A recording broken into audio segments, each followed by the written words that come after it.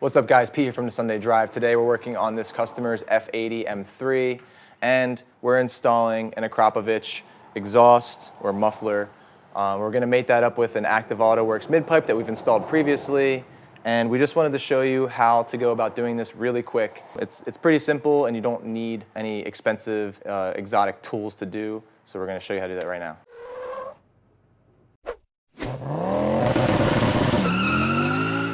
Here we have the factory muffler, and you can see that it's pretty short compared to the Akrapovic over here. It's a lot more pipe.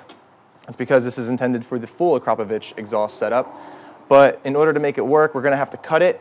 And the spot to do that, thanks to Tommy L Garage and Kies Motorsports for figuring this one out on their own, is going to be before this weld, or I guess if you're coming from the front of the car, after this weld.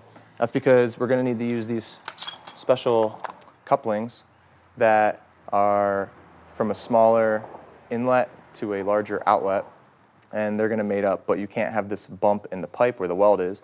So we're going to cut right in front of that, and to do that we're going to be using this exhaust cutting tool.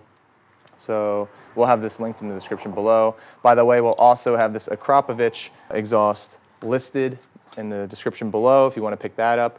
And we sell Active Autowerke exhaust parts as well, so be sure to check those out if you're interested. Now, a lot of people might worry that titanium is really difficult to cut, but we did test this tool out and it worked perfectly fine. It might dull the cutting blades up like faster than a normal pipe would, but it does work, so you can pick one of these up for, not much money. All right, so we're going to come to this first weld right before this Y, and you're going to cut on the muffler side of the weld.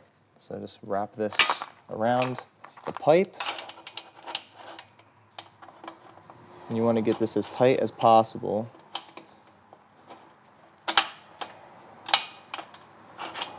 So that right there is too loose. As you can see, the handles are touching basically, and it's not tight enough to cut. So that should be good.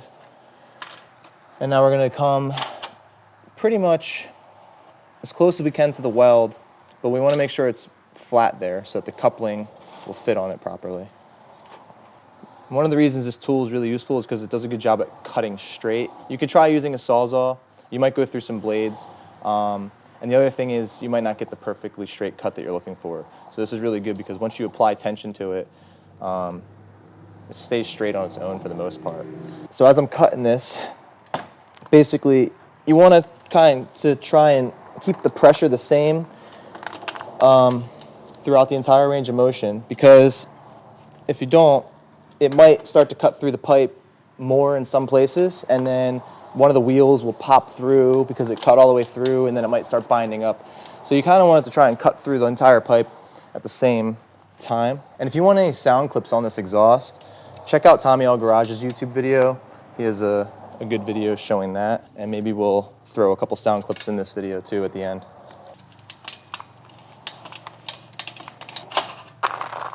And we'll show you how clean that cut comes out, because on Kies' video they use a Sawzall, which is equally as effective, but they had to file the pipe out to make it smooth so there's no like rough edges or metal filings anywhere. So, all right, now let's cut the other side, and then kind of hook the closest one, and then slide it until it doesn't want to anymore.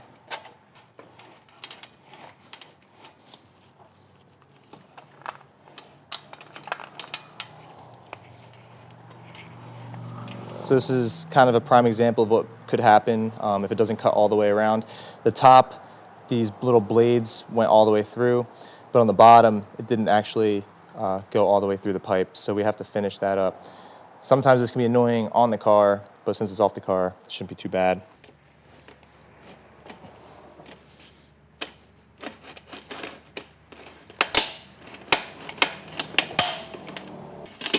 So it's very loose. There you go. And it's a little rough there, but actually not bad at all. So we can hit it with a file anyway.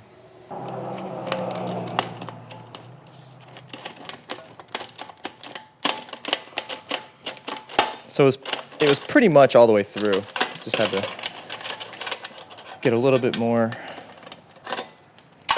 cutting action on it and then wiggle it off.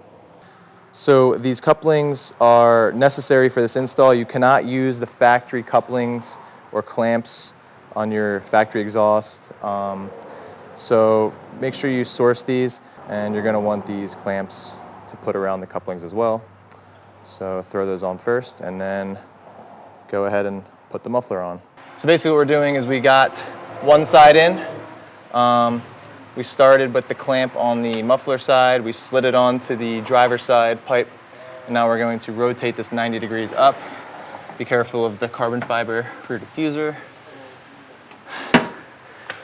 Honestly, I recommend getting new clamps if you can for this job, because it makes it a lot easier. These used clamps are being a pain. So now we have to try and get this clamp over the Acra exhaust.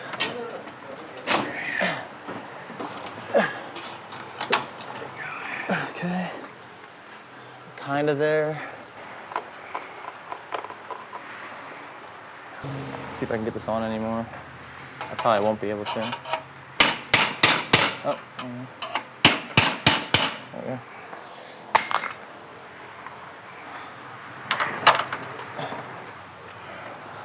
There we go. Okay.